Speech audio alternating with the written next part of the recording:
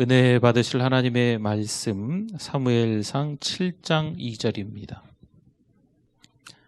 하나님의 말씀 사무엘상 7장 2절 한 절만 같이 한 목소리로 읽어보겠습니다. 괴가 기럇 여아림에 들어간 날부터 20년 동안 오래 있은지라 이스라엘 온 족속이 여호와를 사모하니라. 아멘.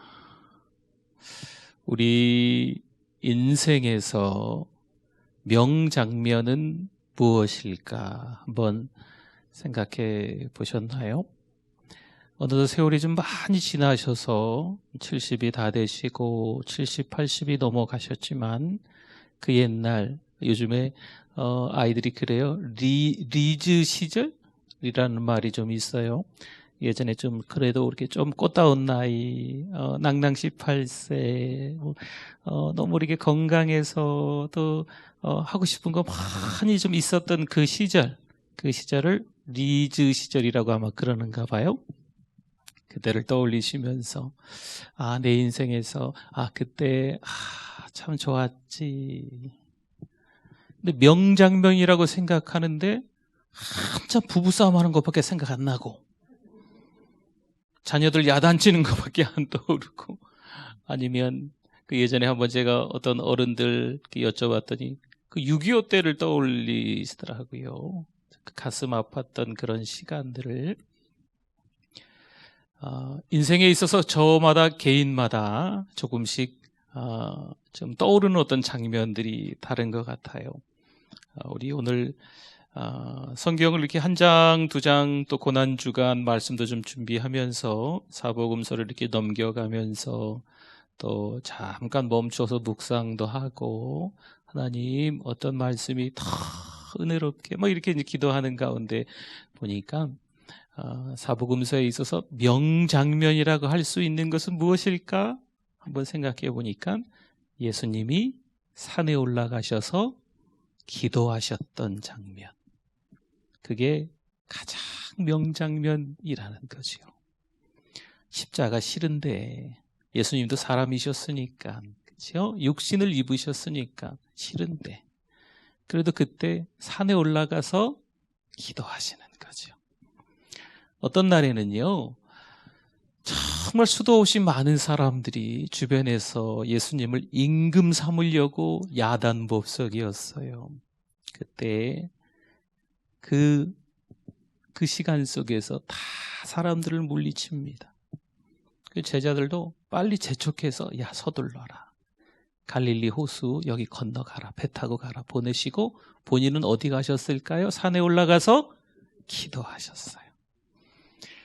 인기 스타셨거든요. 아주 유명한 분이셨죠. 그럼에도 불구하고 그렇게 세상 방식으로 살려고 하지 않는 거죠.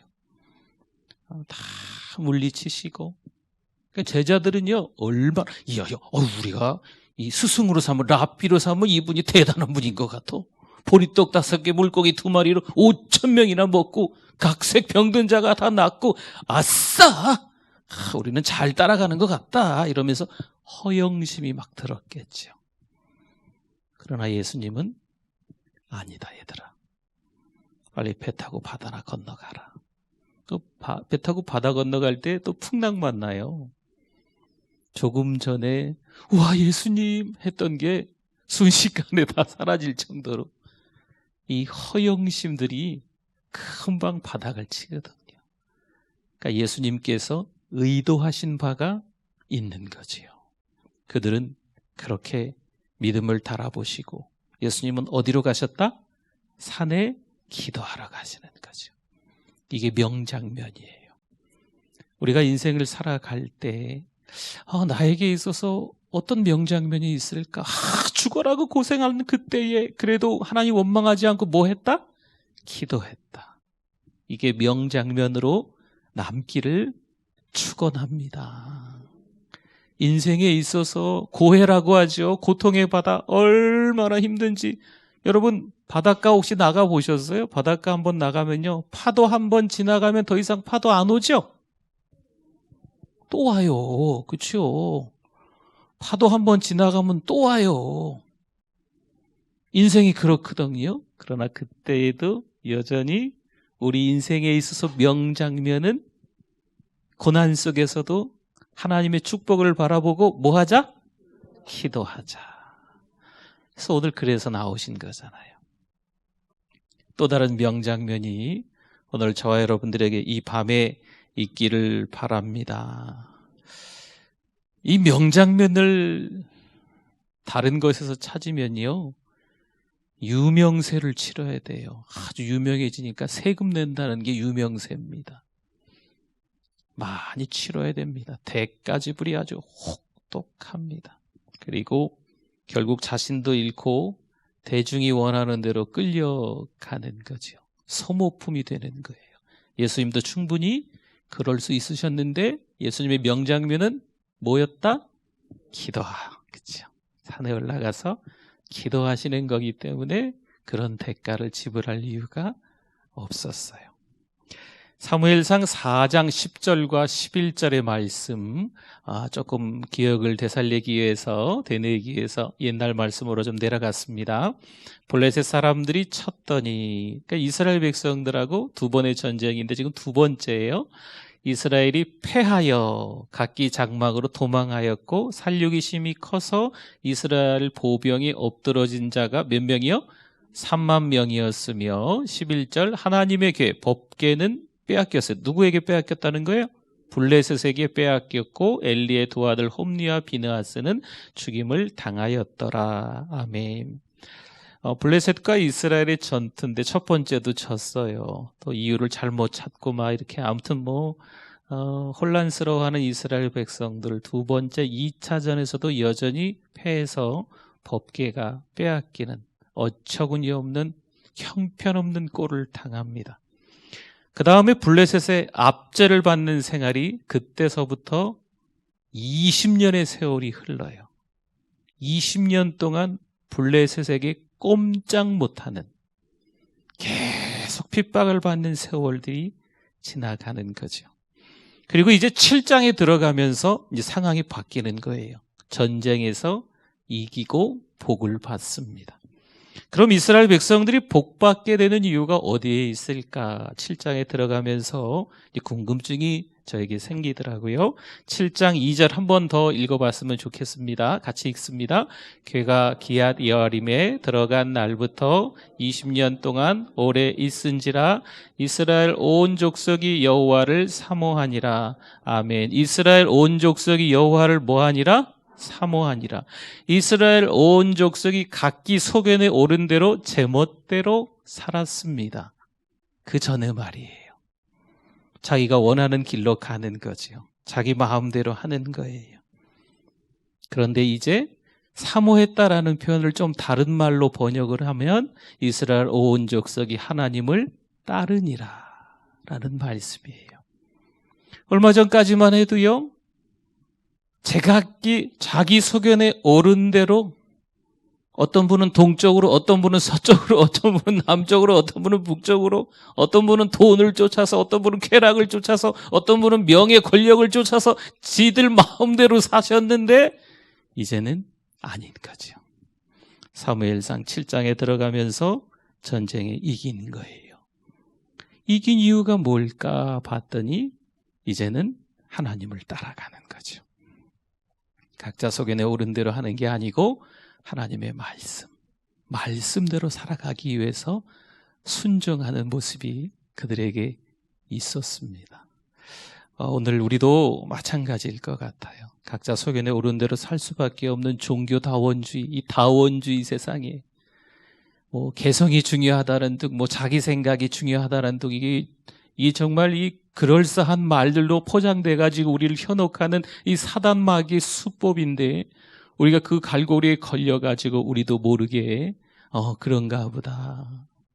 이 사람 저 사람 다 의견이 다른 게 맞는가 보다 하면서 그냥 서로 아웅다웅하며 손 많이 들고 이야기하고 싸우고 치고받고 교회 안팎으로 그런 일들이 일어나는 게 너무 당연시되었는데 오늘 이 말씀을 통해서 저희가 사모함이라는 게 무엇인지 다시 한번 저와 여러분이 깨달았으면 좋겠어요.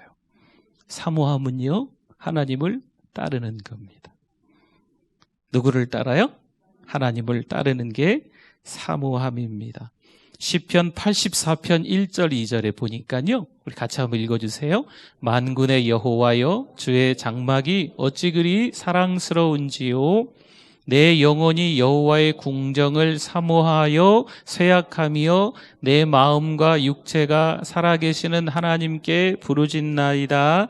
아멘. 주가 계시는 성전을 애타게 그리워하다가, 너무 애타게 그리워하다가 쓰러질 지경이 된 거예요. 주가 계시는 그 성전을 생각하면 여러분 혹시 그런 마음 드신 적이 있으셨죠? 이 교회 갈 수도 없고 저 교회 갈 수도 없고 우리 교회는 어디 있나?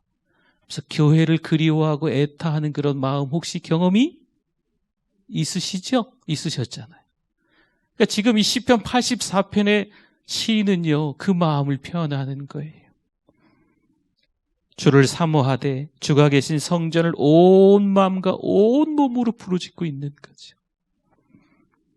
84편 7절 한번 가봅시다. 같이 한번 읽어주세요. 그들은 힘을 얻고 더더 나아가 시온에서 하나님 앞에 각기 나타나리이다. 아멘. 그래서 시온에서 하나님을 만나게 되는 축복을 이스라엘 백성들이 받게 되는 줄 믿습니다. 이렇게 복을 받을 수 있는 비결은요, 우연히 어쩌다가 생긴 것일까요? 아니겠죠. 우리 하나님은요, 어떤 자에게 채워주실까요? 81편 10절입니다. 81편 10절 같이 한번 읽어보겠습니다. 나는 너를 애굽 땅에서 인도하여 낸 여호와 내 하나님이니 내 입을 크게 열라 내가 채우리라 하였으나, 보세요. 내 입을 어떻게 열라? 크게 열라. 예전 성경에 넓게 열라. 넓게나 크게나 똑같은 말이니까. 누구에게 채워주신다고요? 내 입을 어떻게 열었을 때? 크게 열었을 때. 오늘 이 밤에 기도할 때도요, 좀 크게 기도하세요. 하나님, 쥐꼬리만한 방 한 칸도 좋습니다. 이러지 마시고 기도하실 때 좀 더 크게, 하나님, 오늘 저녁만 먹게 해주세요. 이러지 마시고. 그렇죠? 오늘 저녁 드시려면 얼마 필요하세요? 10,000원 필요하세요? 그렇게 기도하지 마세요. 하나님, 100만 원 주세요. 100명을 먹일 수 있도록 100만 원, 나 혼자만 먹는 게 아니고 어렵고 힘든 사람들을 100명 먹이고 싶습니다. 100만 원 주세요. 1000만 원 주세요. 이왕 달라고 기도하실 거면 너무 돈 그러면 안 되겠지만, 그렇죠? 이왕 하나님 앞에 기도할 건요, 크게 입을 열어서 기도하실 수 있기를 바랍니다. 107편 9절 말씀입니다. 같이 한번 읽어볼까요? 그가 사모하는 영혼에게 만족을 주시며 줄인 영혼에게 좋은 것으로 채워주심이로다. 아멘. 한번 다시 띄어놔줘 보세요. 107편 9절 보세요. 누구에게 만족을 주세요? 어떤 영혼에게? 사모하는 영혼에게. 그렇죠? 또 어떤 영혼에게 채워주신다고요? 줄인 영혼에게. 그렇죠? 그러니까 오늘 이 밤에 사모하셔야 돼요. 그리고 배고파하셔야 돼요. 아이고 하나님, 이 정도는 봐. 네, 배부르고 등 따뜻하고 이 정도면 그냥 먹고 살만합니다. 하나님, 그냥 남들은 주여 간절히 팍 기도한, 그렇죠? 네. 보니까 우리 찬송할 때는 좌우 반동으로 찬송을 주로 하세요. 기도할 때는 전후 반동. 남들은 막 사모함을 가지고 막 목마른 줄인 영혼으로 막 기도하는데, 어떤 분은 주여 시간 나면 들어주시고, 시간 안 나면 그냥 다음에 생각나실 때 한번 들어주시고, 옆에서 뜨겁게 막 기도하시는데, 네. 자, 우리 주여 3번 하고 기도하고 갑시다. 막 짐 챙기시고 막 나가기 바쁘시고. 네. 오늘은 빨리 안 나가시겠네, 이제. 네. 하나님 앞에 줄인 영혼, 사모하는 영혼으로 기도해야 될 줄 믿습니다. 네. 누가복음 1장 53절 봅시다. 줄이는 자를 좋은 것으로 배불리셨으며 부자는 빈손으로 보내셨도다. 하나님은요, 줄이는 자를 좋은 것으로 채워주시지만 배가 부른 자는 빈손으로 보내신다라는 말씀이에요. 한 번은 제가 용인에서 이제 부목사로 사역할 때였어요. 이제 교회에 지금도 우리 여기 전주도 마찬가지겠지만 어려운 분들이 주변에 많이 사시잖아요. 그래서 교회에 이렇게 이제 1,000원짜리를 소복이 싸놔요. 그래서 뭐 화요일이면 화요일, 목요일이면 목요일, 교회들마다 이렇게 정한 요일이 있어요. 그래서 우리 교회는 화요일 날 오전 9시부터 10시까지 오시면 1,000원 한 장씩 드립니다. 누구에게 한 번 얘기했는데 소문이 쫙 나요. 네. 그 이제 집이 없는 어른들이 있잖아요. 네. 그러면 그 시간 되면 줄이 쭉 서세요. 그러면 1,000원씩 드리죠. 네. 근데 그런 교회들도 별로 없거든요. 이제 그런 교회들 소문을 들으셔갖고 이제 이분들이 그 돈을 받아가시죠. 받아가서 소주를 쓰시던 뭘 하던 뭐. 여러분 도울 때는요 그런 거 생각 안 하고 돕는 거예요. 네. 아무튼 1,000원씩 드리는데 어떤 분이 갑자기 하필도 그날 사무실에 담임 목사님이 딱 앉아 계셨는데 제가 이제 1,000원씩 막 이렇게 드리고 있는데 아니 누굴 거지로 하냐고 1,000원밖에 안 주냐고 더 주라고. 그럼 그러시더라고요. 그래서 더 다른 분들도 쫙 서 계신 더 드리면 다 더 드려야 되잖아요. 그렇죠? 좀 제가 곤란하더라고요. 제가 이제 곤란한 얼굴이 이제 빨개졌던 것 같아요. 근데 옆에서 이제 담임 목사님 보시고 1,000원도 드리지 마세요. 그냥 나가세요. 그럼 1,000원이라도 좀 주십시오. 뭐 이러더라고요, 나중에. 그래서 나가세요. 국물도 없습니다. 그분은 못 드렸어요. 다른 분은 계속 드렸는데. 그러니까 이 사모하는 자, 줄인 자에게 하나님은 주시고 배부른 자에게는요, 없는 거지요. 참 안타깝지요. 제가 그 장면을 보고 참 안 됐다. 달려가서 몰래 드릴까라는 마음도 솔직히 있었는데 좀 깨달은 것들이 좀 있습니다. 여호와의 은혜와 축복을 받고 싶어하는 사모하는 자는요, 하나님께서 배부르게 해주시는 줄 믿습니다.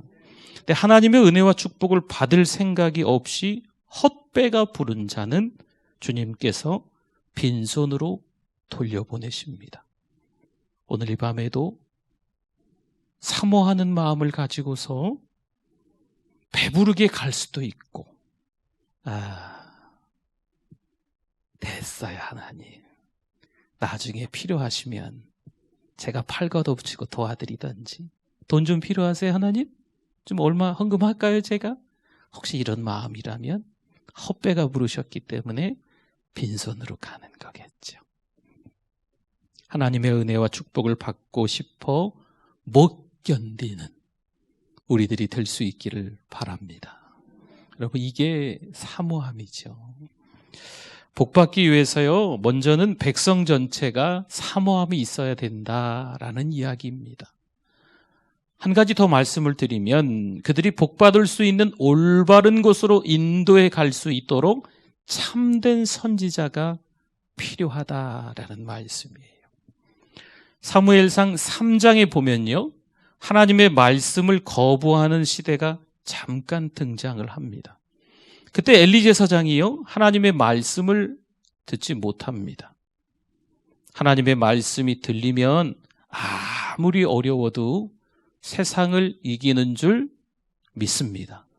그런데 하나님의 말씀이 안 들리는 거죠. 하나님의 말씀을 거부하는 이스라엘 백성들이 된 거예요. 아직 사무엘상 7장이 아니잖아요. 그렇죠? 지금 3장의 스토리니까 여전히 사사기 시대가 이어지는 거예요. 각자 각기 자기 소견에 옳은 대로 하나님을 거부하는 세대가 되어 있는 거죠. 엘리가 듣지 못하고요, 누가 들었을까요? 그렇죠. 어린 사무엘이 하나님의 음성을 듣습니다. 하나님의 말씀은요, 어떤 때는 말씀하시다가 어떤 때는 말씀 안 하시다가 아닙니다. 하나님의 말씀은 여전히 계속 계속 변함없이 우리에게 전해지시는데 누구는 듣고 누구는 못 듣는다는 거예요.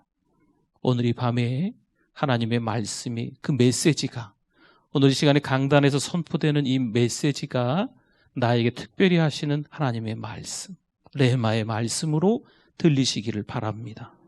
조금 전에 찬송하시다가 아니면 한 번, 두 번, 여러 번 기도하시는 그런 시간들 속에서 이미 하나님께서 나에게 깨닫게 해주시는 말씀이 있었을 수도 있습니다. 오늘 그 말씀을 붙들어야 돼요. 그 말씀을 붙들고 기도하면 응답받게 되는 줄 믿습니다. 참된 선지자가 없으면요, 마치 목자 없는 양떼와 같은 거예요. 양떼가 어찌어찌해서 들판에만 나온다고 문제가 해결될까요?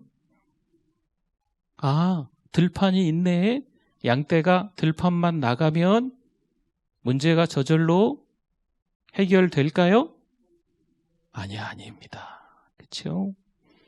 어디에 가야 푸른 초장이 있고 어디에 가야 잔잔한 물가가 있는지 잘 아는 목자의 인도가 필요해요. 아무리 양떼들이요, 초장과 물가를 사모해도 참 목자의 인도함이 없이는 그들이 올바른 곳으로 갈 수 있다 없다? 없습니다. 없어요. 양들이 그래요. 시력도 안 좋고 어찌 보면 좀 우리네하고 비슷한 것 같아요. 좀 이렇게 그렇죠. 목자의 음성은 아는데 목자가 아무 얘기 안 하시면, 그렇죠? 못 들으면 어디가 푸른 초장인지 어디가 잔잔한 물가인지 몰라요. 아무리 양떼들이 초장과 물가를 사모해도요, 이 목자의 인도함 없이는 못 간다니까요. 이스라엘 백성들이 출애굽을 했지만 하나님의 인도와 보호가 없었다면 어떻게 되었을까요? 지도가 없어요? 나침판도 없어요. 그러면 글쎄요, 동서남북을 그 사막 한가운데서 알 수 있었을까요? 끝없는 사막에서 다 죽는 거지요. 하나님은 그때 앞서서 구름 기둥으로, 불 기둥으로 이스라엘 백성들을 인도해 가시는 줄 믿습니다. 잠언 11장 14절 말씀, 우리 같이 한번 읽어보도록 하겠습니다. 지략이 없으면 백성이 망하여도 지략이 많으면 평안을 누리느니라. 아멘. 이제 다른 번역에서 이렇게 번역해요. 지혜로운 지도자가 없으면 나라가 망한다라는 말씀이에요. 아무리 사모함이 있어도요, 지도해주는 선지자가 없다면 망하는 거죠. 하나님은요, 이스라엘 백성들의 죄로 인해서 사실 올바른 지도자를 이 즈음에 없애셨습니다. 이사야 3장 4절과 5절 말씀을 한번 볼까요? 그가 또 소년들을 그들의 고관으로 삼으시며, 소년이 높은 벼슬아치가 됐나 봐요. 아이들이 그들을 다스리게 하시리니, 애들이 뭘 한다고, 그렇죠? 백성이 서로 학대하는 거죠. 각기 이웃을 잔해하며, 아이가 노인에게, 비천한 자가 존귀한 자에게 교만할 것이며. 어수선하다는 거예요. 지금 나라가 누가 없어서, 지도자가 없어서 그래요. 지금 이 미얀마라는 나라도요, 자원이 엄청 많답니다. 우리나라보다도 땅이 몇 배나 크고요. 지도자가 문제예요. 지도자가. 아프리카에도 그 많은 아이들이 굶어 죽고 있잖아요. 여러분, 자원이 우리랑은 비교가 안 될 정도로 막 흘러 넘치는 게 아프리카예요. 지금 지도자가 없어서 그래요. 참된 지도자가 없으니까 지금 뭐가 많이 있어도 그걸 잘못 쓰는 거죠. 아무리 사모함이 있어도요, 지도해주는 선지자가 없다면 이렇게 망하는 거지요. 초대교회 베드로의 설교로 3,000명이 회개합니다. 그 다음 장 4장에 보면 5,000명이 와요. 그 다음 장 5장에 보니까 점점 더 많아졌어요. 그 다음 장 6장에 보니까요, 심히 많아졌다. 그러니까 예루살렘 교회가 아마 너무 성도들이 많아졌을 것 같아요. 그러나 어떻게 믿어야 하는지 알 수 있는 신약 성경이 그들에게 있었을까요? 없었을까요? 아직은 있지 않았습니다. 아직 그들에게 신약 성경은 있지 않았어요. 날마다 교인 수는 늘고 있는데 어떻게 살아야 올바로 사는 것인지 알려주는 성경 말씀이 그들에게 있지 않았습니다. 마치 목자 없는 양떼와 같았던 거지요. 그리고 난 이후에 예수님께서 십자가를 지시고 예수님께서 부활을 하시고 그래도 세월이 더 여러 해가 지나는 거예요. 더 세월이 흘러서 이제 번역이 조금 차이가 있어서 성경이 어떤 경우는 한 20년 지나서 어떤 경우는 3, 40년이 좀 지나야 되는 거지요. 그때서야 신약 성경 한 권 한 권들이 이제 기록이 되는 겁니다. 그럼 그때까지 성도들은 어떻게 신앙생활을 했을까요? 사도행전 2장 42절을 한번 볼까요? 사도행전 2장 42절. 네, 같이 한번 읽어보겠습니다. 그들이 사도의 가르침을 받아, 아멘. 거기까지 봅시다. 그들이 누구의 가르침을 받아? 사도의 가르침을 받아 서로 교제하고 떡을 떼며 오로지 기도하기를 힘쓰니라. 그러니까 성경이 아직은 기록되어 있지 않기 때문에 하나님께서는 사도들을 통하여서 가르쳐 주시는 거죠. 구름대같이 많이 모였지만 어떻게 믿어야 하나님을 올바로 믿는 것인지 몰라요. 정말 많은 사람들이 회개하고 주께 돌아왔는데 어떻게 살아야 신약의 성도로서 올바로 사는 것인지 알 방법이 평신도들에게, 성도들에게 있지 않는 거죠. 그래서 우왕좌왕하고 있는 거예요. 목자 없는 그 양들을 위해서 하나님은 사도들을 통해서 하나하나 가르치시는 거죠. 예레미야 5장 13절 말씀 한번 봅시다. 선지자들은 뭐라고요? 바람이라 말씀이 그들의 속에 있지 아니한즉 그같이 그들이 당하리라 하느니라. 선지자들은 바람이라라는 말은요, 거짓 선지자들의 마음 속에 하나님의 말씀이 전혀 거하지 않고 텅 비어 있다라는 거예요. 여기서 선지자는 거짓 선지자를 말하고 있습니다. 과연 이 같은 선지자들이 어떻게 선지자 노릇을 할 수 있을까요? 예레미야 당시에 거짓 선지자들의 상태가 이러했다는 겁니다. 그럼 에스겔 시대를 한번 볼까요? 에스겔 22장 25절. 그 가운데에서 선지자들의 반역함이 우는 사자가 음식물을 움킨 같았도다. 그들이 사람의 영혼을 삼켰으며 재산과 보물을 탈취하며 과부를 그 가운데에 많게 하였으며. 아멘. 에스겔 당시 선지자들은요, 마치 먹이를 보고 으르렁거리는 사자와 같았던 거죠. 하면서 으르렁 거리면서 자기가 마음에 드는, 자기에게 이익이 될 만한 것이 있으면 사자처럼 맹수처럼 그거 뜯어먹으려고 달려든다는 표현입니다. 음모를 꾸미고 먹이를 갈기갈기 찢어서 자기 걸로 삼는다는 거예요. 지금 선지자 이야기입니다. 사람을 해치고 보물과 기중품을 빼앗는 거지요. 물질 위주의 삶을 살아가는 거예요. 저 같은 목사가 혹시나 돈 거린다면 여러분 잘 분별하셔야 돼요. 혹시나 선교사가 돈 그런다면 잘 분별하셔야 돼요. 요즘 목회자와 선교사, 저는 예전에 목사님이라고 하면 선교사님이라고 그러세요. 근데 요즘은 그런 세상이 아닙니다. 참 안타깝지만. 예레미야 6장 14절 말씀. 그들이 내 백성의 상처를 가볍게 여기면서 말하기를 평강하다 하나 평강이 있다 없다? 없다. 그냥 평강하다 말하는데 진짜는 평강이 없는 거지요. 예레미야 당시 이스라엘 백성들은요, 죄로 인하여서 죽을 수밖에 없는 그 상처를 다 끌어안고 있었어요.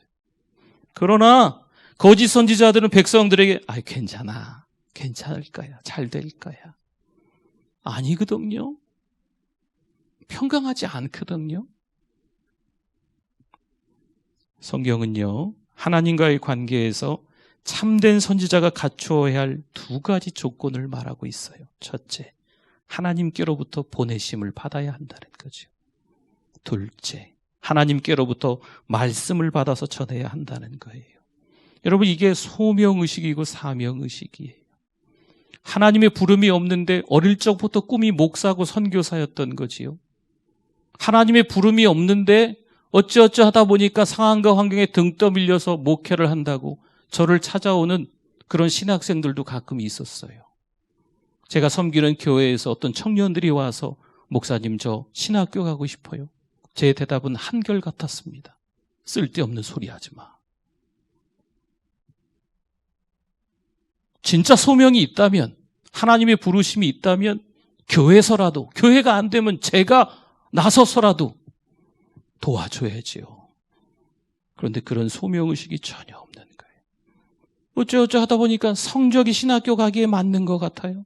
어쩌어쩌 하다 보니까 할 게 있는 건지 없는 건지, 그래서 신학교, 어쩌어쩌 하다 보니까 어렸을 때부터 그런 꿈이 좀 생긴 것 같다고, 어떤 나라에 대해서, 또 목회에 대해서.